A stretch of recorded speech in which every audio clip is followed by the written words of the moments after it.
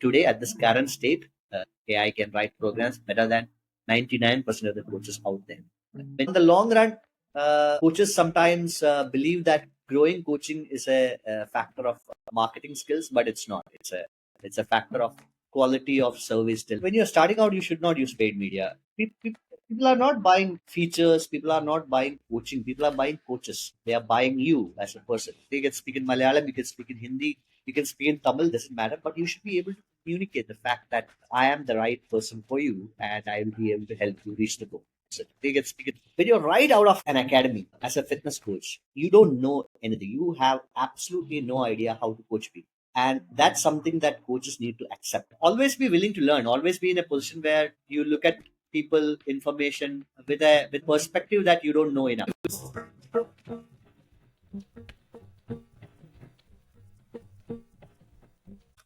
Hey guys, welcome to the Alpha Coach podcast. Now we're starting off a new series in this podcast, basically designed to help fitness coaches really start to understand how business is done, how to market themselves well, how to get into the online fitness coaching world, and also, of course, how to make more money, right?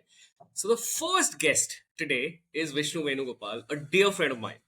Now, he's a strength and conditioning coach who's been transforming lives for over 14 years, training people in person and doing online coaching. He specializes in working with people who are late in their journey, right? Whether they're starting their journey in the 50s, 60s, or even the 70s. And he's helped hundreds of them get stronger and do physical activities that some of them never ever did in their younger years. He's personally worked with 1,500 clients in his career. Now imagine the massive impact that one person has done towards better health, right? Now, this is why I respect you coaches so much. You're in the business of preventive health, and that means helping people avoid big problems and massive medical bills later on. Now, Vishnu is not just a coach I know. He and I actually founded Alpha Coach. So he's been a big critical part of everything we've done so far. From the idea to building a team to building all the tech to staying solid and true to the mission and purpose, he's been with me throughout and he's been priceless. I'm super excited to dive into his journey so that you all can learn from his experiences, his insights, and explore his vision for the future of fitness coaching. Let's dive in. Welcome to the Alpha Coach podcast, Vishnu. Thank you so much for the kind introduction, Ketan.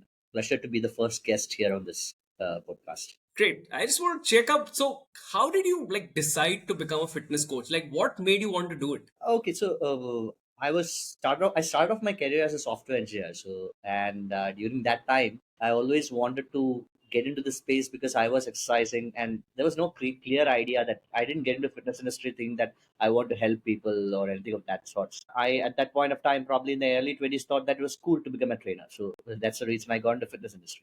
But what I did in that early stage in my career was after 2 years working in tech, I made that switch, came to Bombay, and took that plunge to start the career as a fitness coach. And I stuck by it for 14 years. That's where how I became where I am today. That's great. That's great. And how do you set about actually getting the first set of clients and actually grow your business or grow your personal training career? Okay, it was very difficult, right? When I moved to Bombay, I literally didn't know anyone in Bombay, right? Kaizad was very kind enough to get me a place to stay in K11. I did the K11 courses, and I started off as a floor trainer in Five Fitness Gym, which was also run by Kaizad back in the day. Then I worked as a sales manager in one of the other Five Fitness gyms in Juhu. So that's how I started off. So I worked part time in sales, gym sales. I part time. I worked as a floor trainer. Then eventually started picking up one-to-one personal training outside the gym as well.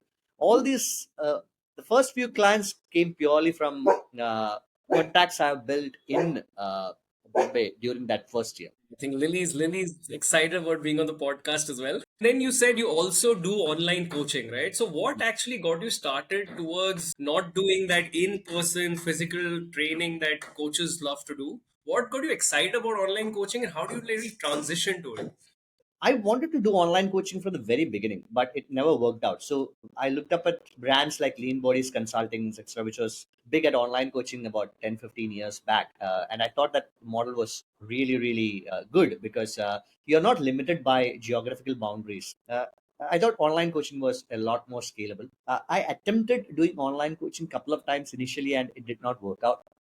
And finally, it's after in 2017 or 18, after we started United Strength, is when we really kicked out online coaching. We put out a small website. We actually put out a feeler among our members saying that, hey, we are launching an online coaching program. Why don't you have your friends, family, etc. Come and join, because they cannot come down to United and do it. And that's how we started off, and it took off really well at that point of time. So largely, uh, uh, online coaching, we start off with an idea of scaling coaching business, one, and secondly, diversifying our income sources at that point of time. And I mean, personal training, you are selling time for money, and there's always a limit to number of trainings you can take. Right. So, just for the benefit of the viewers, right? People get very confused about what online coaching is. The first question that they usually have is, what is online coaching? Is it just doing personal training but using a video camera or WhatsApp calling or Google Meet or something else? No, it's not a Zoom class models. So it's more of consulting. Let's say a client come to you with a weight loss goal, and what you do is you get on a call with them, get to understand their goals. We look at a lot of factors there, like their willingness to change, their social support, how their goals align with their lifestyle, etc. And then write down a blueprint for them for reaching their goal, which includes an exercise program, a nutrition plan, a habit program. Sometimes it will also include consulting with physios, etc. We kind of act as a fitness concierge of sorts.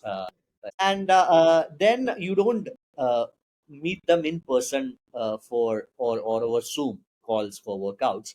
They do their training by themselves, either at home or at a gym. You have given them a plan.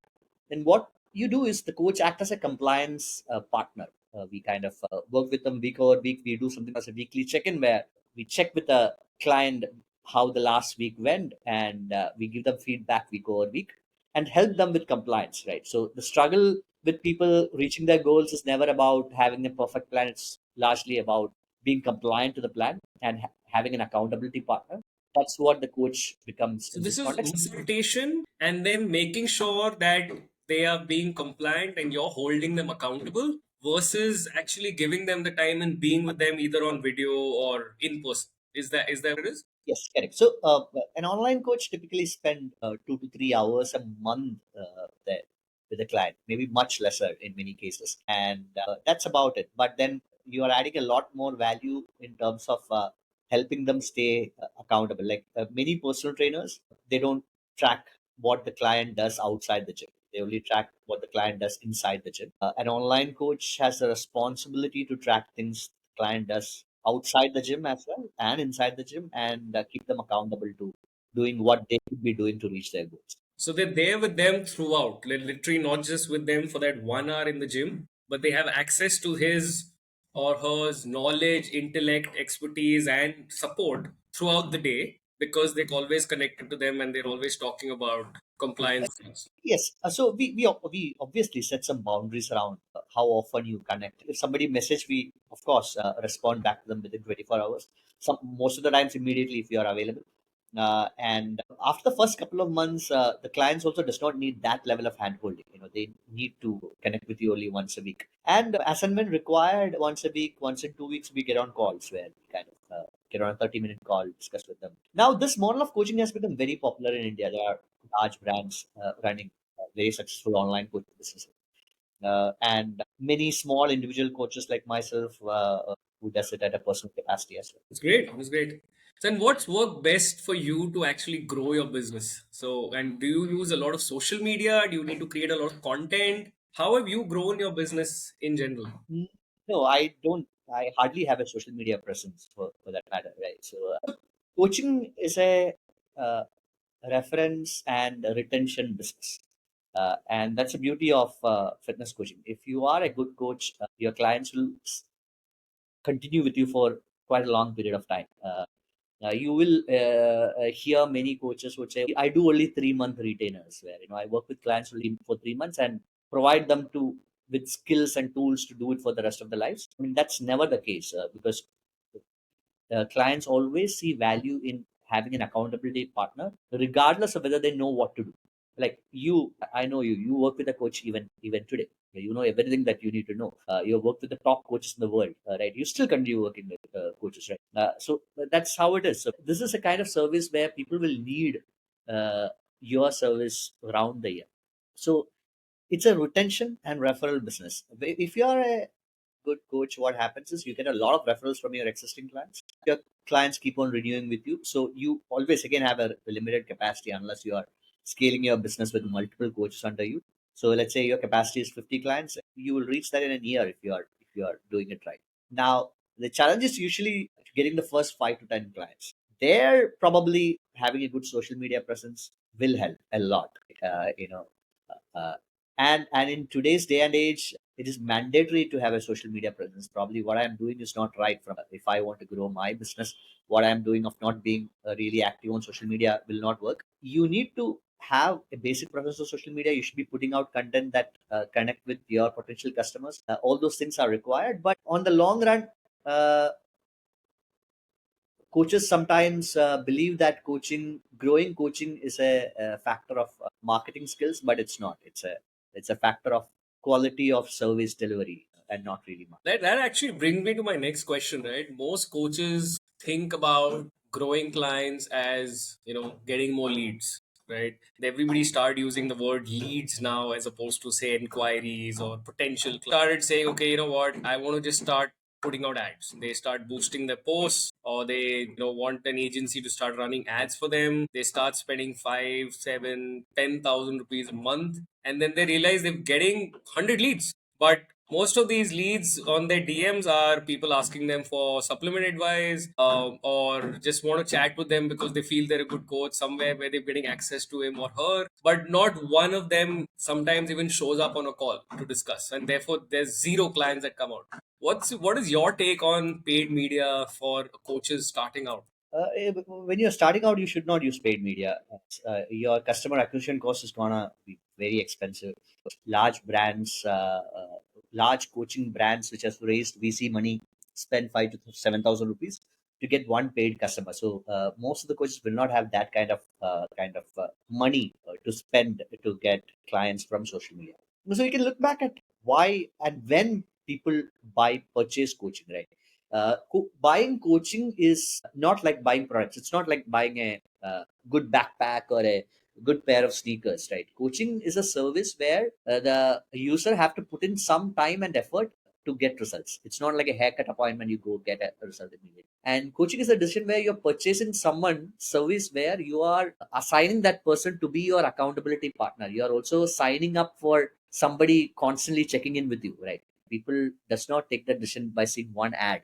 They decide to purchase coaching only when they develop certain level of trust with the coach, and that usually takes some time. So that means somebody sees your content or know you through someone and probably speak to you, check up with few other people about you, then only they purchase coaching. So if you look at, if as a coaches look at how they got their clients, most of the time it will be through referrals only. With somebody who have trained them would refer, saying, oh, Vishnu is a good coach. Why don't you go and train with him? It will hardly ever be somebody randomly inquiring you on social media and say, "Oh, let's come, let's train," kind of thing. It might happen for uh, a very few coaches who have very large social media presence, like hundreds and thousands of followers.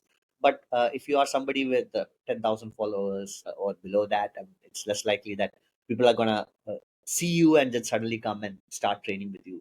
So don't. It's a bad idea for a coach to spend money on ads on day one. I've spoken to like 500 coaches in the last 5 months, right? And just keep understanding what's happening in the market since we're building tools for fitness coaches, programs for them, etc. And a lot of people believe that they need a large following and they need really studio quality produced content with a lot of hooks, with a lot of very, very cool sound, video, graphics, everything to be able to attract clients for themselves, because this is what they see some of the larger brands do, or some of the coaches who sort of made it in their mind.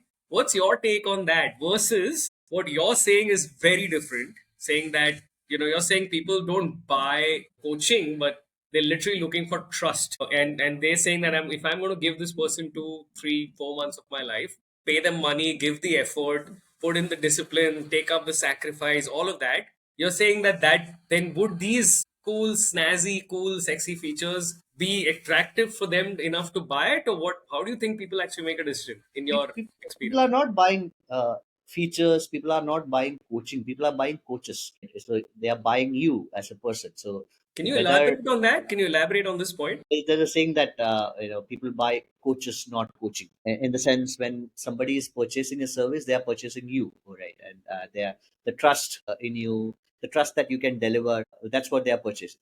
And you would notice that there's almost never a scenario where somebody buys coaching services off the shelf, unless you are a very large brand which has built trust over decades. Like unless you are a precision nutrition or something where you've been there for a few decades, you have transformed literally hundreds of thousands of people, then there is less likely that somebody buy your service off the shelf without speaking to you, right? And when they speak to you, for them to come and speak to you, you should come across as somebody who they can trust, and the trust come from either reviews from other people, somebody would have referred you, or if they are speaking to you for the first time without any references, there should be something in your website, your social media, which kind of comes across as very professional. You have put out content that is really really appealing for that particular person. So all this comes down to whether you as a person comes across as a trusted professional for the customer.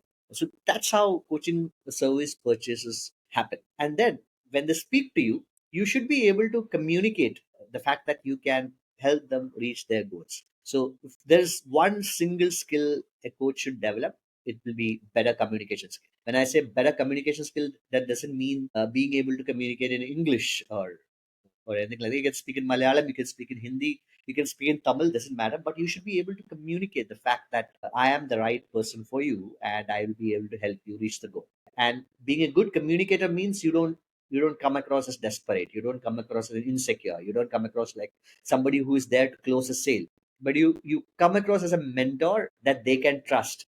I think you made a very good point. The many fitness coaches look at selling as either a bad thing, or they start comparing themselves with the big guys in the industry and saying, "Oh my God, how will I ever get a client like that?" But you look at any other industry, right? I'm a chartered accountant, and there are thousands of small CA firms. Each of those partners or employees in those firms are as good as the big four guys. It's just a matter of one person has just created a large conglomerate or a brand.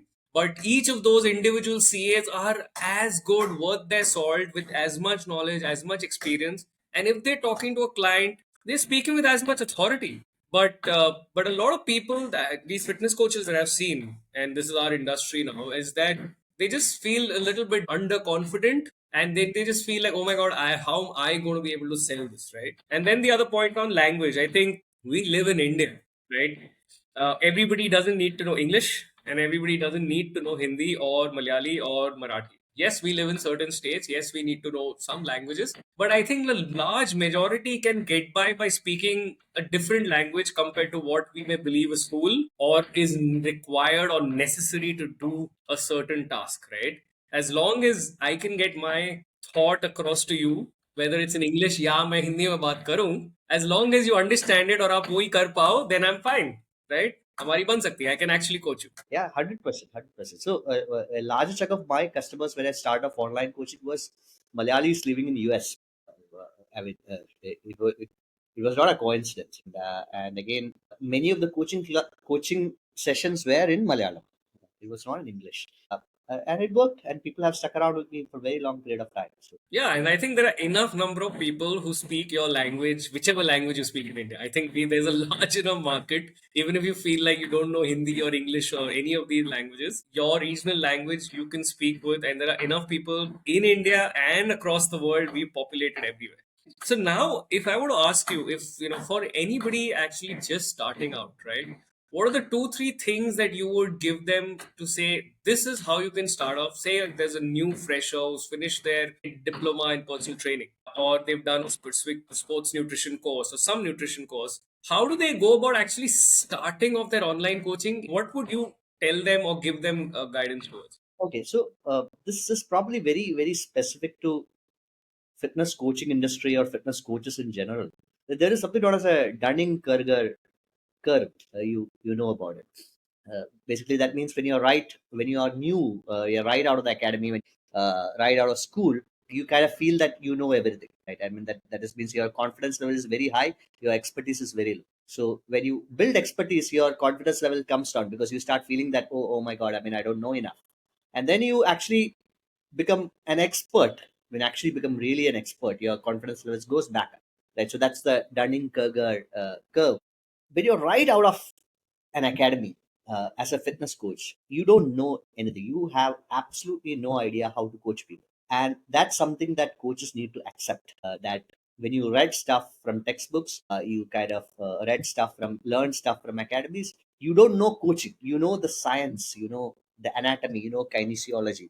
You don't know to coach people. And it is a very hard truth for coaches to accept. And if you see the average lifespan of many of the coaches who come out of these academies are they a few years, and they drop off from the industry as such. The first thing, if you're a fresher, is to go work on the floor as a gym trainer. You know, work under mentors, train as many people as possible in person, so that you develop coaching skills, and be open to working under mentors, work under senior coaches. Find a few coaches who would be happy to take you under the wings, work for an year or so like that, so that you learn how to coach people. So if you ask a fresher how to lose fat, they'll say, "Oh, calorie deficit. Right? You eat lesser calories than you burn, you lose weight." Scientifically, it's right. Now, how do you get someone compliant to a nutrition program and help them be in a calorie deficit? It's coaching, right? So somebody, if you're gonna ask me, a South Indian guy, to eat oats and eggs for breakfast, I am not comfortable. Now, it's a random example I give, right? But a new coach would force him to do that. An experienced coach will find a mid path with the client and help them figure a solution that is workable for them. So that's basically coaching versus knowing science. A fresh coach, the first thing to do is to work under a mentor, get enough experience, and build confidence to actually coach people. Right? That's the first thing. Then you can probably think of even starting online coaching as a business. Right? You can go the other way around also. You can probably start taking up as many clients as possible online. If you get clients online like that, training them at a very low price, or for free, even for free for that matter, and develop that experience there. But at that point, be clear that you don't know enough, and you will get stuck at problems, and take help from a mentor to solve the problems and get better at coaching over time. So I Yeah. mean, in a nutshell, if you are right out of an academy, right out of school, you need to go work under a mentor and actually coach real people for quite some time before venturing into putting out a coaching offer. So essentially, to make it like very crisp, I think first, if you're right out of academy, first get a year or two of hardcore experience on the gym Yeah, floor. absolutely. Work with a couple of good senior mentors who've actually Yeah, done some stuff, right. and then sort of think about going online because you have no idea about how to actually coach a client initially until you've worked with enough number of clients, right? And also, what happens in that process is, if you go out to online coaching or any coaching without any sort of mentoring or having worked under mentors, you lose confidence in yourself. All your clients start dropping off. Somebody pay up, you see that after a month they stop complying with your plan. You'll see that they stop responding to you. Nobody renews. Then you suddenly start doubting, am I good enough to do this? So that's also the thing. In the long run, if you want to build a coaching business, this is the right route to take rather than rushing into getting into online coaching, or any sort of putting out an offer saying that, hey, I am here, I have a coaching offer, come train me. Got it, got it. And then how does one actually start to figure out their first set of clients, right? How do people attract the first set of clients that they can get? So like I said, in my scenario, I did the hard way. I worked on the floor for quite some time. I worked under mentors, and even when you're working with mentors, what happens that if you prove yourself to be a good coach, you will get references. People will notice you. People will start approaching you for coaching. That's how I picked up my first clients, and this is all in-person clients. Online, again, one way to do it is like, try to stand out in the crowd by not offering a very very generic offer, saying that I help you get fit, I help you lose weight. That's what everybody offers. Figure out a niche where you think you will be good at helping people. For example, there are coaches who specialize in working with women with PCOS. There's a large enough audience for that. You figure out a niche, you put out an offer for them, get to train as many people as possible there, and once somebody signs up, do everything possible to deliver them great results. Even if you get only 5 clients, spend all the time to make sure that they get great results. And that's how the business goes. Once you're the first 5 clients, then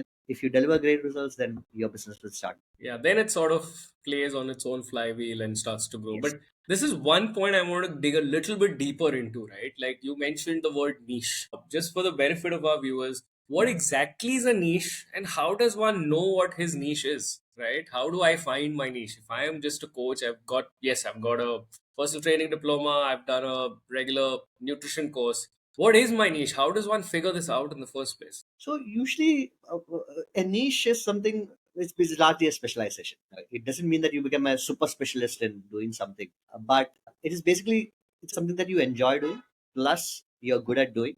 For example, there are coaches who have young children, and they would understand problems of other mothers with young children who are trying to get fit. So that coach knows that the client might not be getting enough sleep because she herself is a mother and she herself struggle with sleep because there's a baby and whatnot, and she's also working.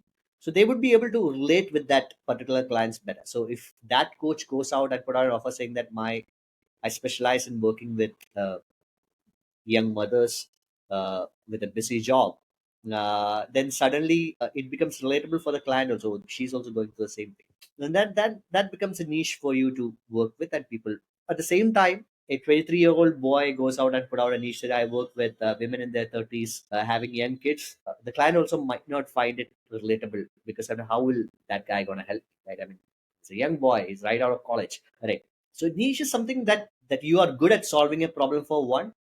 Two, you enjoy solving that problem. And three, you're confident that you can deliver results to that particular client.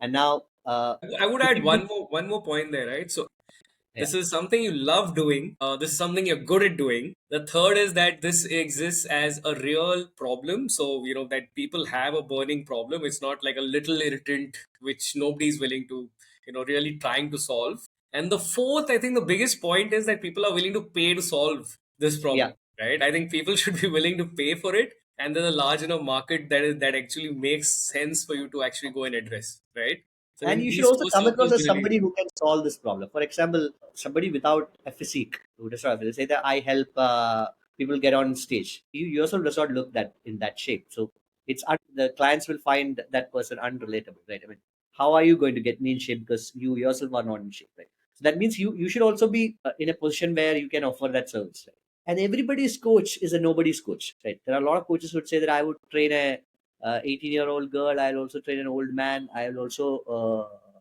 train, an athlete get on stage. I'll train anybody and everybody in the world. That is being too generic as a coach. Right? Then you are not relatable to anyone.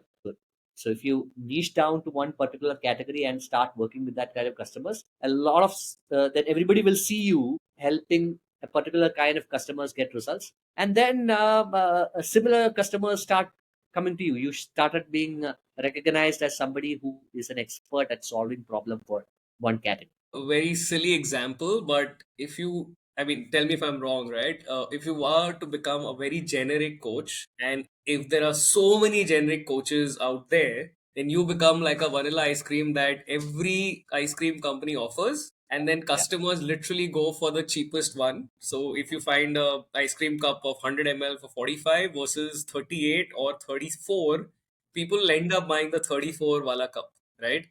absolutely. But if you create a brand and if you've got your own flavors, which are, I would say, your own IP or your Hmm. own creations, right, which are literally only exclusive to you, then you can become like that mint chocolate or Baskin Robbins, or you can become that spicy guava Apsara, which they have, and therefore they actually are willing to pay a premium of 130 bucks also just to go and get that ice cream, right? You need to be known for something versus just being an average Joe in what everybody else is doing, right? Because then the only determinant is price, and that's why everybody starts to bargain for fitness coaching services. So this makes a big difference for coaches who have a few years of experience who are struggling to grow their business. The moment they start niching, it makes a big change. Like I used to train anyone and everyone for a very long period of time, but after starting United Strength, it just so happened that a large chunk of my clients became slightly senior folks, I would say. And then eventually, I kind of say that I'm working only with this sort of people. Right? I mean, I've got really good at this. Let me stick to this, and it grew. Then what happened is a young boy would see me training an older person, would think, oh, this coach is the right fit for my mother or my grandfather, for that matter, right? And when a young boy come and ask me, can you train me? I said, no. I mean, I might not be the right fit for you. Well, let me recommend someone else in my team. So then the guy remembers, but he comes back referring his father or his grandfather or his mother or grandmother. So it worked out really well for me, and it works out well for most coaches if they confidently stick to a niche for long enough. But then again, if you are at zero, you have no clients. If you are saying that I will not take a client outside the niche, that might be a problem. So I'm talking about somebody who has found their base set of clients. Great. So now I had one more question. Now, since you're a gym owner, right, and you've been operating a gym now for what, 8 years, and it's doing really well. A lot of trainers, when they pass out, they've got a few years of experience under their belt. Their dream is to open their own gym, right? And a lot of people see that as starry-eyed. That's the ultimate goal. Mera khud ka gym ho jayega, right? What is your one advice to someone who would want to start his own gym? And is this a right approach somewhat to build a coaching business in India? Very tough question to answer. So for a lot of people, wanting to open a gym is a car enthusiast equivalent to buying a Ferrari, right? In the sense, it's like owning a Ferrari. It's a hep business. It's owning a pub, owning a gym. These are hep businesses. You meet a lot of good people. You're there in a facility in the heart of the city, right? I mean, it's a very cool business to run. But the reason that you enjoy working out or you are a good trainer should not be the reason you should be opening a gym. Opening a gym means you need to understand the business aspect of it. When I opened the gym, I had two more partners. It's just not me. There was Clinton, who had at that time about 15 years of experience coaching, and my partner Ayush, who came up with a lot of business acumen. We had two managers in place 45 days before the gym opened. We had an accountant on day zero. We had the right contacts to source the equipment. My partner Ayush had enough experience to kind of make sure that interiors are done right. Right. So we opened the gym because we collectively, between three of us, had enough business training acumen to open and run a facility. If you see, it's like a lot of people want to open restaurants because that's also a cool business to start. But if you don't know sourcing of materials, inventory management, managing chefs, if you open a restaurant, you're bound to shut down the business soon. So that's the same thing applies for gyms as well. So if you are in a tier two, tier three cities and you got a great location and the rentals are low enough and you have fairly good acumen around running a business, managing cash flow, then it's a great business to run for a trainer. But if you are a tier one city like a Bombay, if you want to open a gym in Andheri, Juhu, Bandra, South Bombay, with 200, 250, 300 rupees square feet rental, you need to really think hard whether you really want to get into this because it's like riding a tiger. So keep that in mind if you're getting. And again, it's a location business. It's if you find a great location, you may succeed. Now, when should you start a gym in these sort of locations? You have your own property, there is no rental, great. Or you have a partner who has the property and there is no rental, great. Great. So those are exceptional scenarios where you can open. Otherwise, you need to really work on your numbers before opening a gym. I'll tell you few advantages of opening your own gym, right? You will be always full as a personal trainer. Right? You can mint money as a personal trainer if you are opening your own gym. So if the business is self-sustainable, you can make a lot of money as a personal trainer because all the enquiries come first to you. And if you are a gym with 300 members, you are speaking to 300 members on a regular basis. 300 people know you. You get to build trust with these 300 people. Uh, uh, right. So that means you're set. Your coaching business, whether it's online, offline, will be set for life. But you should know how to run coaching business. For me, for Clinton, for us, it worked really well, but that doesn't mean that it would work well for everyone. So I think approach opening a gym or any business with caution. So the key takeaway here would probably be that you have to run your gym like a business. You have to do marketing there. Yeah. First, try and fix your own business, your own marketing. First, understand how these things are done as systems before investing a lot of money and taking on a lot of liability of running a much larger elephant of a Yeah. business. It is. First, do it as a single person entity, Yeah.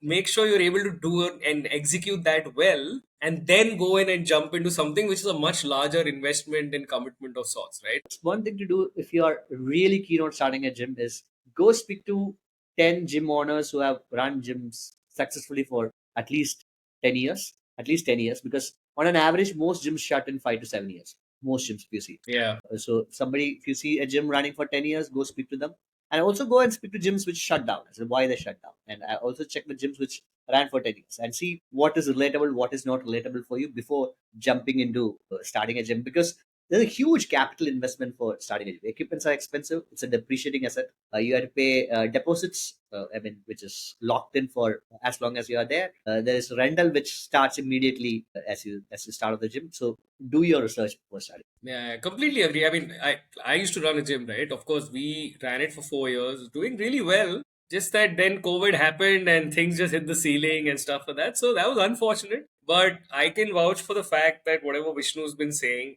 it is a tough business. The rental's a big problem. Everything that you buy depreciates over 5 years. You have to manage a large team. You have to manage clients. You have to manage everything. It is not easy. So if you have the money, but more importantly, if you have the business acumen and have actually some business experience or some finance experience, only then jump into something this big. Otherwise, first fix your online coaching business, get your actual PT and income up to the 2, 3, 4 lakh number, then figure out what you want to do, because then you're just reinvesting your own profits or income versus using up your savings into doing this. Cool.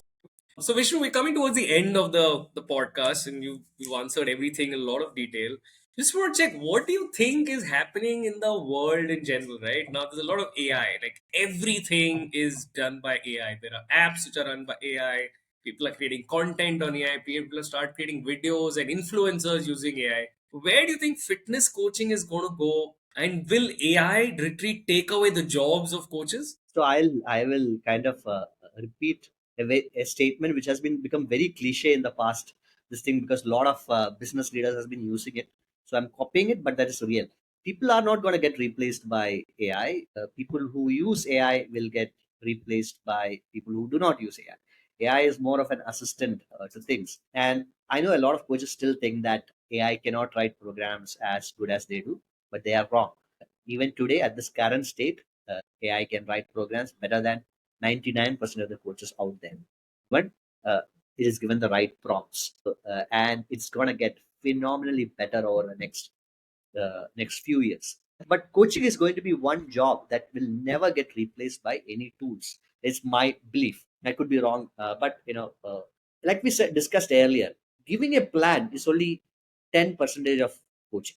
Keeping a client compliant to the plan is where the role of the coach is, which cannot be done by artificial intelligence or technology at this point in time, because it's a human connect between two people that drives compliance, right? And that's where a fitness coach steps in. For example, like in one-to-one personal training, like I'm meeting, let's say I'm training Ketan today, and Ketan comes in and say that I had a very tough week. I have a knee pain. I'm struggling. I just somehow made it to the gym. I'm not going to push him to 100% on this particular day, and I'm going to plan the workout such that his next 3 4 days won't get ruined. Plus, I'm going to help him structure the day, structure his coming weeks such that he will recover better. All these things I can do, right? Which probably, but the technology can write a plan. But the conversation that he is having with me is what psychologically drives him to do things, right? That's where a fitness coach comes in picture, and that's something that's going to be very hard to be replaced by. But don't underestimate. If you think that this is nothing, we are in a very pivotal moment in tech. It's much bigger than lot of people can comprehend how big it is. So there you're going to be affected. But the best thing to do is be on the toes, learn these things, and use it as your assistant to get better. Yeah, I think technology is an eventuality, right? It's real. So it's going to progress. People are, as was said, very famously, that all companies are tech companies, and if they're not tech companies, they're dead. And that is eventually going to happen with everything, whether it comes to individual coaching or a company. And just like a lot of people did not take to making programs online and only wrote handwritten notes for everything, I've now all moved to online. Similarly, using AI just to speed up your work and obviously getting better. As you mentioned, prompts are everything, but that's a skill that you also develop over time. Yes, learn a few things, but it's something that you'll develop over time. People who use AI will be far ahead of those who do not. So I think that was rightly said by you. So AI is here to stay, guys. So start using the tool, at least understanding the tools. Really start digging in and figuring out what you're missing out on. Just, you can save 80% of your time by AI picking up and doing all the heavy lifting for you. All the basic stuff that you sort of spend a lot of time on, it can be done by AI. Believe it or not, me and Vishnu use AI. Probably 20% of our day use is gone into building something, writing something, researching something, getting answers to something, even creating and rejigging something just using AI, because it just helps us do so much more, right? Forget AI. This tool that we are using to record podcast, just let's term it as generally technology tools in general, right? Earlier, if we had to do a podcast like this, you need to be in a studio, two cameras, recording, editing. Imagine the cost of doing all that. We have done recordings like that. I agree that, I mean, DSLR recorded, studio recorded content is way better. But we are sitting at a home and doing this. Right after this, we press the end meeting button. The tool will automatically edit the content, remove the pauses. It takes out the job of a video editor. It takes out the job of creating reels. This tool creates reels by itself, right? All this is Yeah. done by a tool which costs $30 a month, 2,000 rupees a month, versus spending 30 to 40,000 rupees hiring a videographer and doing it in a studio. So Yeah. that's I time, remember back money. in the day when we shot the first set, we used to pay something like 30,000 bucks almost per video, if I'm not wrong. It was Yeah, crazy. It was very expensive. very Now expensive. everything's done if we want to.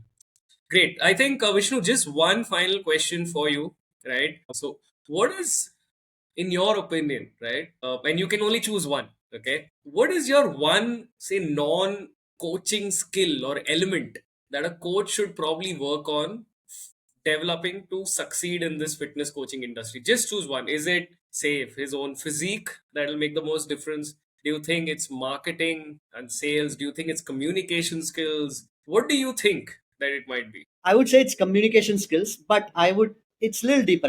I would say it's empathy. Empathy and being able to communicate really well are the two skills. I have to say two skills equally. Empathy in the sense that you should be able to stand in your client's shoes and meet them midway while discussing any problems. Right. That's one base skills, being able to, and being able to communicate that with the client. Communication, like how I discussed earlier, it's about not about language skills. It's about how you can convey information to the client and build confidence in the client through your body language to everything that you say, right? That's one basic skill that the coach need to have. It's not marketing, of course. I mean, you cannot be out of shape as a coach. It's just not possible. It's almost impossible to succeed if you are out of shape. You don't need to be a bodybuilder, right?